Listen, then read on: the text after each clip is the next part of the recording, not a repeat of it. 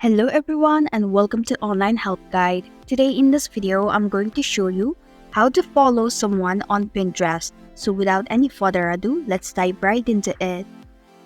Open up your Pinterest application. Tap on the search button right next to home icon. Then search the name of the person that you want to follow.